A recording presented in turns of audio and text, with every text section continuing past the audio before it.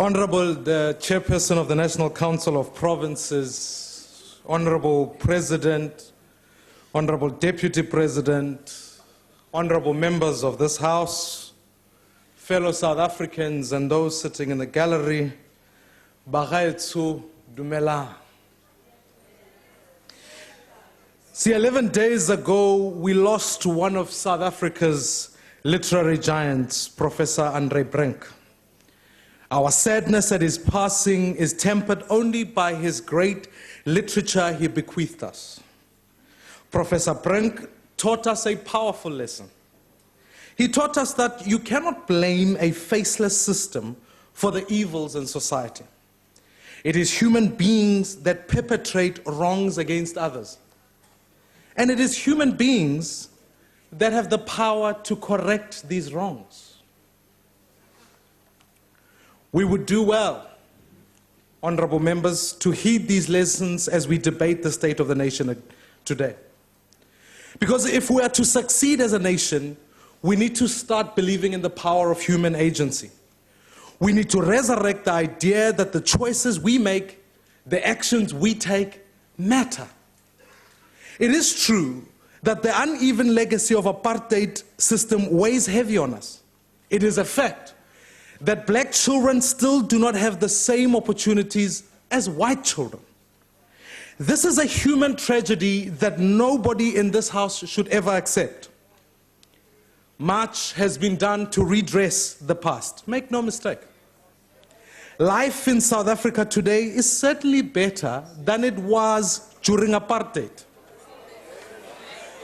But we need to hold ourselves to a much higher standard than that. We need to become the nation that President Nelson Mandela helped us believe we could become. A place of hope, prosperity, selfless leadership, and mutual respect. And so I think, honorable members, South Africans, the questions we must ask ourselves today is what is holding us back from achieving Madiba's vision? We can blame apartheid. We can blame the global financial system. We can even blame Jan van Riebeck, if you like. But in our hearts, we know exactly what the problem is.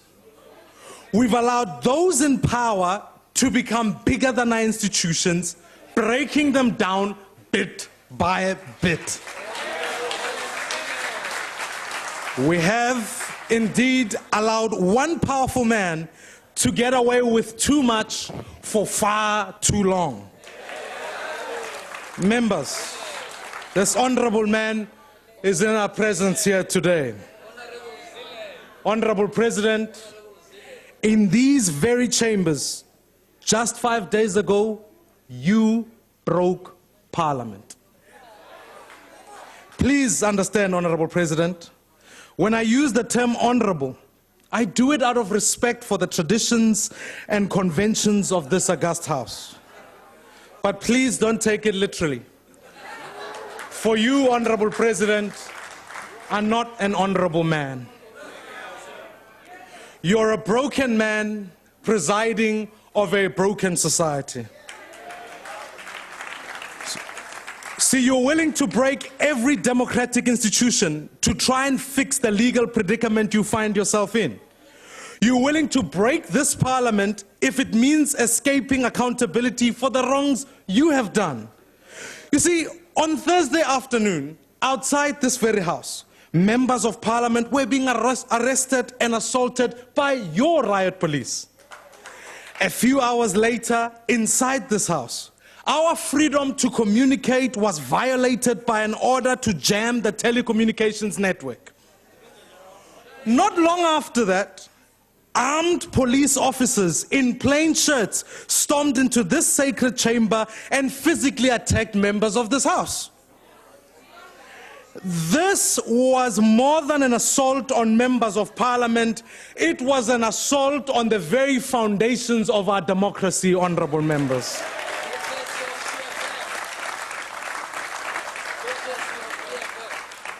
Parliament's constitutional obligation to fearlessly scrutinize and oversee the executive lost all meaning on Thursday night. In fact, the brute force of the state won, and the hearts of our nation was broken. Ibingikhumbuza boqoka sambe, batshela abantu ukuthi qoka sambe. We knew at that very moment that our democratic order was in grave danger. But here's the question. What did you do, Mr. President? You laughed. You laughed while the people of South Africa cried for their beloved country. You laughed while trampling Madiba's legacy in the very week that we celebrated 25 years of his release. Honorable President, we will never, ever forgive you for what you did on that day. Madam Speaker, I led my party out of these chambers on Thursday night because we could not sit by and watch while our constitution was being destroyed right in front of us. We could not. In fact, the justices walked out.